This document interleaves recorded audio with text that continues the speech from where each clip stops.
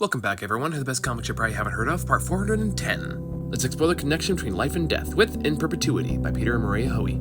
In Perpetuity stars Jimmy, a pretty average man working as a gas station attendant in the underworld. In this world, the afterlife is presented as a pretty mundane place, where it's modeled very much after city life, with each day working on a boring routine where everything feels muted and lifeless. That all changes when an old associate of his named Raymond runs into him at work, and almost immediately pulls him into his scheme.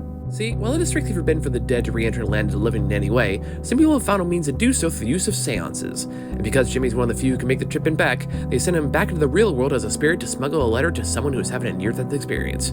So he finds Olivia, who becomes an unwilling accessory to this operation. From there, the situation quickly spirals out of control, and it isn't long before Jim and Olivia must use every tool at their disposal to elude the forces of the underworld and find a way to have a meaningful life after death. In Perpetuity is a unique story about feeling trapped by the decisions of those who have nothing to do with you, and begs the question of whether or not they could ever truly escape it at all. In Jimmy's case, he's trapped forever in a life of mundanity and muted emotions, where he doesn't have much agency in where his afterlife will take him and struggles to find joy in even the most simple tasks. Every big decision that happens within the story is made by other more powerful people, and he goes along with each one because he doesn't really have a choice in the matter. To a certain degree, he just kind of accepts what this is and his place in it. Olivia, on the other hand, actively rebels when the choice is forced upon her, and is often met with terrible consequences as a result. They're both stuck in systems, either in the living or dead, that often treat them like pawns in a much larger game, if they care about them at all.